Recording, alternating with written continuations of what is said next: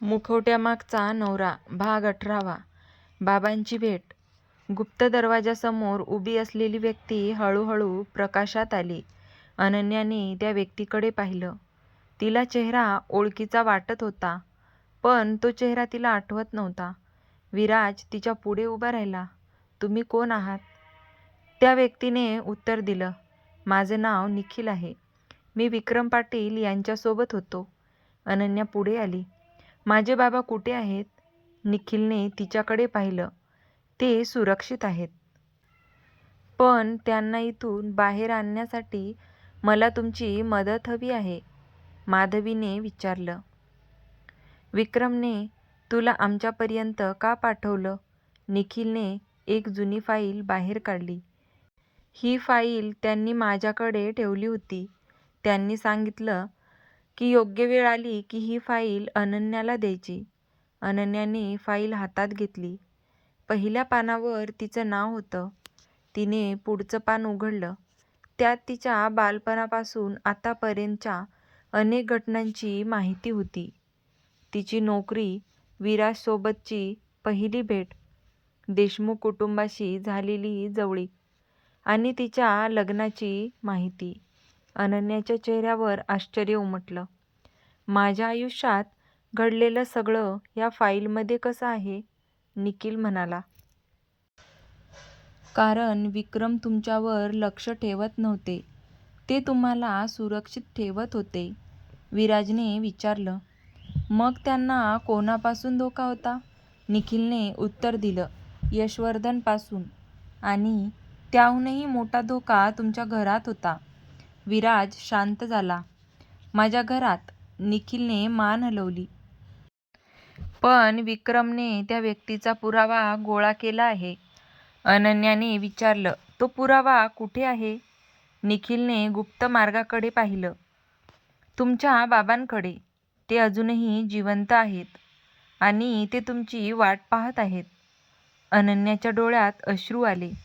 तिला 20 वर्षांनंतर पहिल्यांदा आपल्या बाबांना भेटण्याची आशा वाटत होती.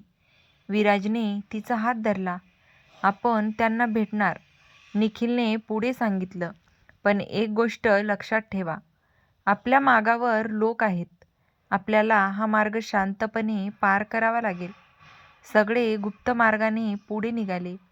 काही अंतर गेल्यानंतर त्यांना एका छोट्या खोलीसमोर थांबावं लागलं. निखिलने दरवाजा उघडला. आत मंद प्रकाश होता. एका खुर्चीजवळ एक व्यक्ती बसली होती. अनन्याने त्या व्यक्तीकडे पाहिलं.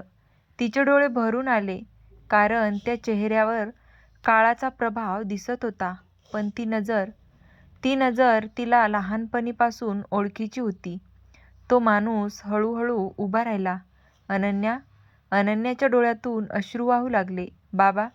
विक्रमने हात पुढे केला. आणि 20 वर्षांनंतर बाप आणि मुलगी एकमेकांसमोर उभे राहिले. पण त्या भेटीचा आनंद काही क्षणाचाच होता. कारण विक्रमने विराजकडे पाहिलं आणि गंभीर आवाजात सांगितलं, विराज, तुझ्यावर माझा विश्वास आहे, पण तुझ्या घरातला एक माणूस आपल्याला संपवण्याच्या तयारीत आहे. विक्रमच्या शब्दानंतर खोलीत शांतता पसरली. अनन्या बाबांकडे पाहत होती. तिच्या डोळ्यात आनंद होता, पण त्याच वेळी मनात अनेक प्रश्न होते. बाबा, तुम्ही मला इतकी वर्ष का सोडलं? विक्रमने तिच्याकडे पाहिलं. मी तुला सोडलं नव्हतं बाळा, मी तुला वाचवत होतो. अनन्या त्यांच्या जवळ गेली. मग मला तुमच्यापासून दूर का ठेवलं? विक्रम काही क्षण शांत राहिले. कारण माझ्या मागे लागलेले लोक तुला शोधत होते. जर त्यांना तू कुठे आहेस हे कळलं असतं तर तुझं आयुष्य धोक्यात आलं असतं. माधवीच्या डोळ्यात अश्रू आले. मी तिला तुझ्यापासून दूर ठेवण्याचा निर्णय घेतला. पण तिच्या प्रत्येक वाढदिवसादिवशी मी तिच्यासाठी काहीतरी पाठवत होतो. अनन्या दचकली. म्हणजे माझ्या वाढदिवसादिवशी मला मिळणाऱ्या त्या छोट्या भेटी? विक्रमने मान हलवली. हो, त्या माझ्याकडूनच होत्या. अनन्याच्या डोळ्यातून अश्रू वाहू लागले. तिने बाबांचा हात हातात घेतला. मला तुमची खूप आठवण यायची. विक्रमने तिच्या डोक्यावर हात ठेवला. मलाही तुझी प्रत्येक दिवस आठवण यायची. विराज काही अंतरावर उभा होता. विक्रमने त्याच्याकडे पाहिलं. तू अनन्याची काळजी घेतलीस यासाठी मी तुझा आभारी आहे. विराजने मान हलवली. ती माझ्यासाठी फक्त जबाबदारी नव्हती, ती माझ्या आयुष्याचा भाग झाली आहे. अनन्याने विराजकडे पाहिलं. तिच्या चेहऱ्यावर हलकं हसू आलं, पण विक्रमचा चेहरा गंभीर होता. मला तुमचं नातं मान्य आहे, पण आता तुम्हा दोघांना एका मोठ्या सत्याला सामोरं जावं लागेल. कसलं सत्य? विक्रमने टेबलावर एक फाईल ठेवली होती. ही फाईल त्या व्यक्तीची आहे ज्याने 20 वर्षापूर्वी आपल्या दोन्ही कुटुंबांना फसवलं. विराजने फाईल उघडली. पहिल्या काही कागदांमध्ये जुन्या कंपनीच्या व्यवहारांची माहिती होती. शेवटच्या पानावर एक फोटो होता. विराजने तो फोटो पाहताच त्याचा चेहरा बदलला. अनन्याने विचारलं, काय झालं? विराजने फोटो तिच्यासमोर ठेवला. फोटोमध्ये एक व्यक्ती उभी होती.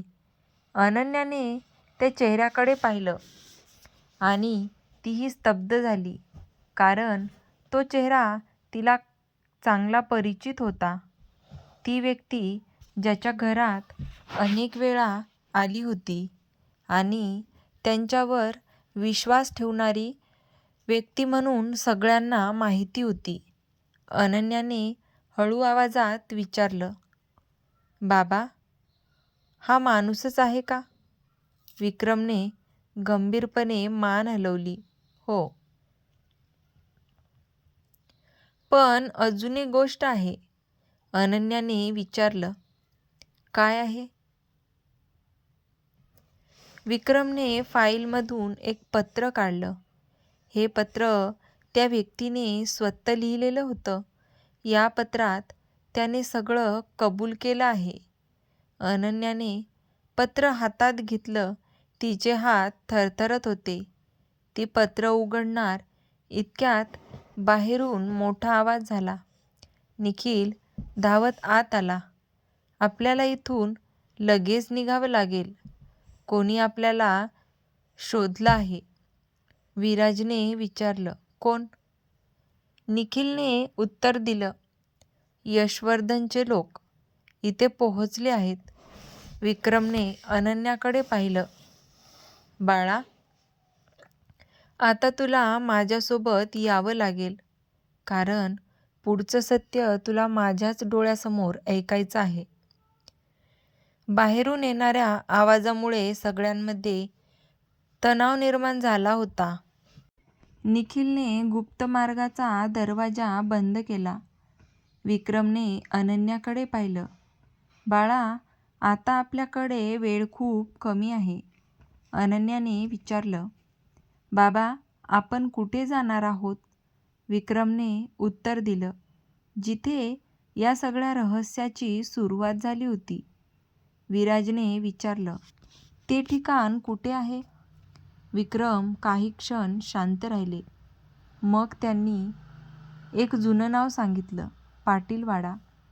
माधवीच्या चेहऱ्यावर अचानक चिंता उमटली. तो वाडा अजूनही आहे? विक्रमने मान हलवली. हो.